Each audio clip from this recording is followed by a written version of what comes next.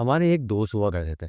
वो ये कहते थे सिगरेट छोड़ना बहुत आसान है और इसी तरीके से वो रोज़ाना छोड़ा करते थे।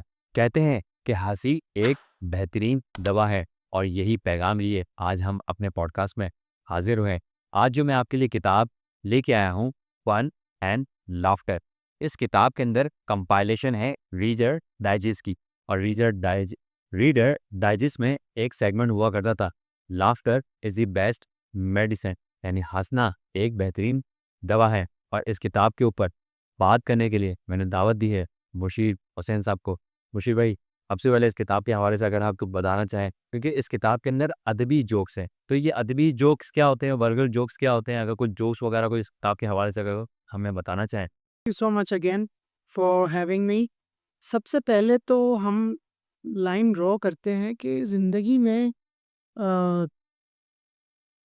ह्यूमर की क्या ज़रूरत है, ठीक है? और ह्यूमर का फ़ायदा क्या है और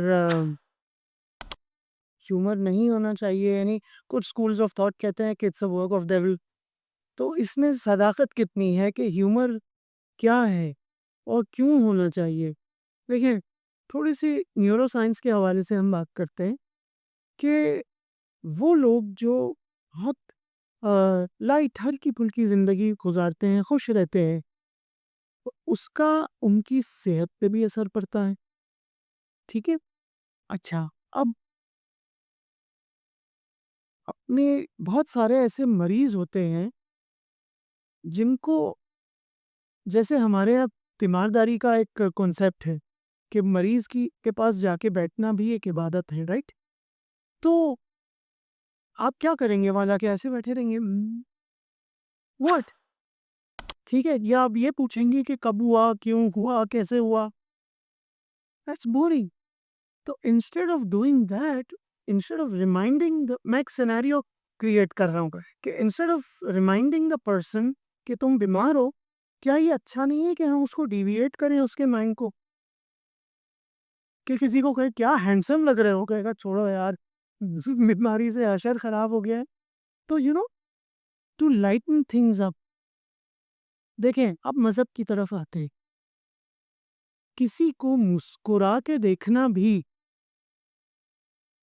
रब के नज़दीक मुस्कुराहट जो है एक महबूब अमल है, ठीक है? अच्छा हो गया। इसके कॉन्ट्ररी टहका मारना मना फरमाया गया है। मुस्कुराहट, हँस देना कोई मसला नहीं। तो ये हमें उसूल मिल गए कि देखो हँसी मज़ाक करो, लेकिन बदतमीज़ी से दूर रहो।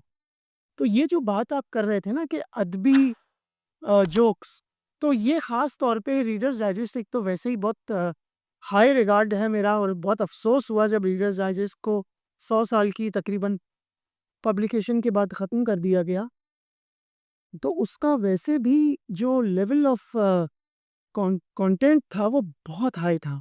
डिफरेंट किस्म के आर्टिकल्स उसमें होते थे और बहुत सीरियस किस्म के आर्टिकल्स भी, लेकिन ख़ास तौर पे 2 सेगमेंट्स मुझे बहुत पसंद थे। एक लाफ्टर द बेस्ट मेडिसिन और all in a days work, जिसमें ऑफ़िस से रिलेटेड बड़ी मज़े-मज़े की जो है ना वाक़यात लोग शेयर करते थे कि ऐसा भी हो गया, तो कोई हँस पड़ा।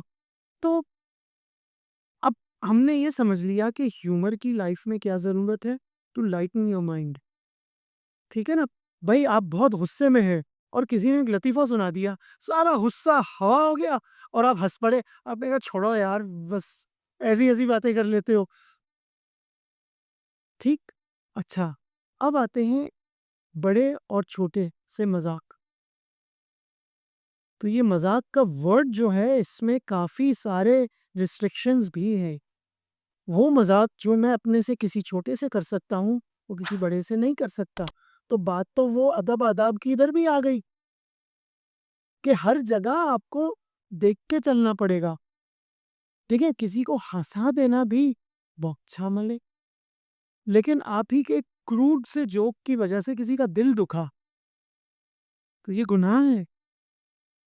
तो there is a fine line between a, to select what kind of humour are you adopting, and that depends on what kind of a person you are. ठीक है, ह्यूमर की भी कभी फिर सही बहुत सारी कैटेगरीज हैं, क्रूड ह्यूमर, ड्राई ह्यूमर, ठीक है। कुछ कॉमेडियंस को आपने देखा बिल्कुल सीरियस होके बात कर रहे हैं और लोग हंस हंस के पागल हुए हुए हैं, है ना। और कभी कुछ लोग कुछ बोला ही नहीं, फेस पे एक्सप्रेशन ऐसे आए कि कोई हंस हंस के पागल हो गया, कुछ कहा ही नहीं। मिस्टर बीन है full dialogue. Mister Bean no dialogue, Charlie Chaplin, डाल देते। ठीक है, the king of comedy. Charlie Chaplin की किसी भी वीडियो में मुझे बदतमीजी दिखा दे, you'll never find it। और यही असल टैलेंट है कि ह्यूमर का लाइफ में इम्पैक्ट क्या है। अब इस किताब की तरफ आऊं, मैंने कहा ना कि मेरा जो वर्क है, मैं काउंसलर हूँ, मेरे पास बहुत डिस्टर्बिंग लोग आते हैं, क्रोनिक पेन्स, जॉइंट पेन्स, तो वो नेगेटिविटी मेरी तरफ भी तो फ्लो करती है। तो how do I unwind my self. भाई हर वक्त तो मैं फिलोसफी और उस दुनिया में नहीं रह सकता ना, कि हर वक्त बस लिखे जा रहा हूँ। तो आई नीड टू अनवाइंड। तो वो जो मैं स्विच ऑफ करने की बात कर रहा था ना, तो या तो I just sometimes I just go to sleep, but sometimes if you can't sleep then what. Free. तो this book has given me such pleasure. और मैं इस बुक को कभी भी स्टार्ट टू एंड नहीं पढ़ता। मज़े की बात यह है कि इस बुक को खोलता हूँ, जहाँ नज़र पड़ती है पढ़ना शुरू कर देता हूँ, बंद कर देता हूँ, कहता हूँ अब पता नहीं कब पढ़ूंगा। ये बड़ी अजीब सी किताब है कि ये नॉर्मल किताब की तरह नहीं है। और पता नहीं किन किन लोगों ने जोक्स और अपने एक्सपीरियंसेस शेयर किए हैं, इसका कोई एक आइडल भी नहीं है। और पता नहीं कितने सालों की कंपाइलेशन है, तकरीबन ओवर 800-900 पेजेस की बुक है। तो इसके पता नहीं इन्फिनिट राइटर्स हैं। तो दैट इज़ ब्यूटीफुल के। और वो मैंने कहा कि वल्गैरिटी और क्रूड क्रिटिसिज्म भी नहीं है इसमें। तो that is the best thing कि you can read a very human a book on very healthy humour. तो ये किताब मेरे लिए इसलिए काम की किताब है कि ये सबसे बेकार जो है ना, इसमें कोई इल्म की बात नहीं है बज़ाहिर देखा जाए तो, लेकिन इसकी वैल्यू ही यही है कि मुझे भी I need to lighten up as well.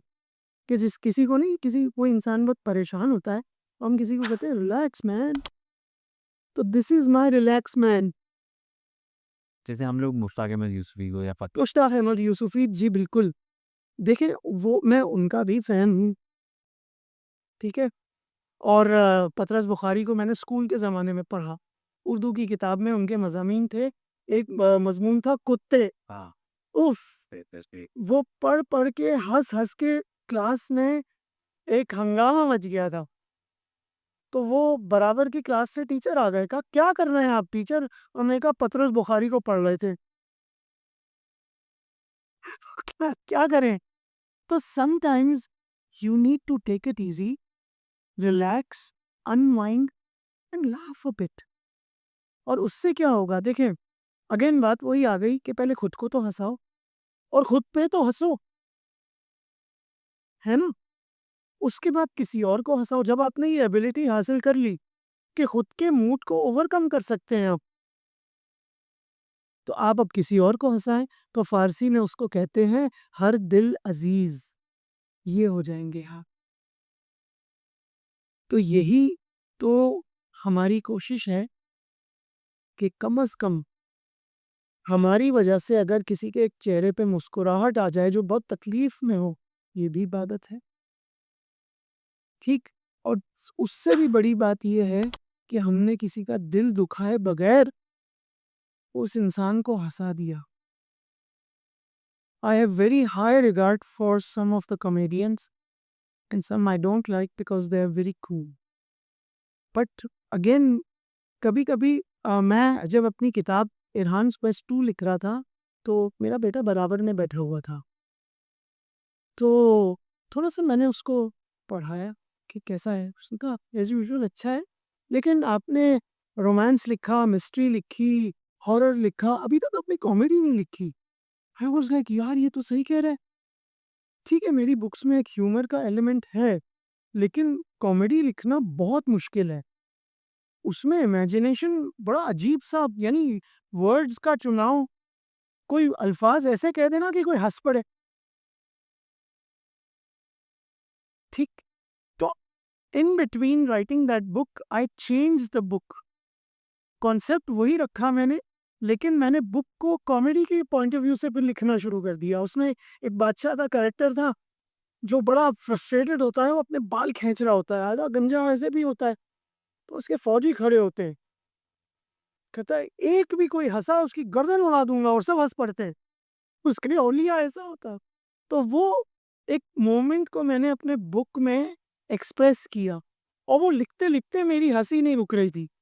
तो किसी ने पूछा कर क्या रहे हो, तुम हंसे जा रहे हो? मैंने कहा मैं लिख ऐसे रहा हूँ, खुद भी इंजॉय कर रहा हूँ, आई होप रीडर भी उसको इंजॉय करे। तो जो ह्यूमर है वो एक फूल की खुशबू की तरह है जो फैलता है।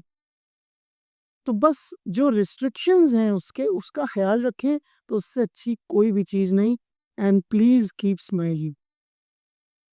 मुझे भाई बहुत बहुत शुक्रिया, आपने जो है हमारी रहनुमाई की regarding the fun and laughter. इंशाल्लाह अगर आपने हमारा चैनल द क्रिश्चियन पॉडकास्ट को सब्सक्राइब नहीं किया तो काइंडली इसको ज़रूर सब्सक्राइब कर लीजिएगा, और कमेंट के अंदर अपना फीडबैक जरूर दीजिए। बहुत शुक्रिया। अल्लाह हाफ़िज़।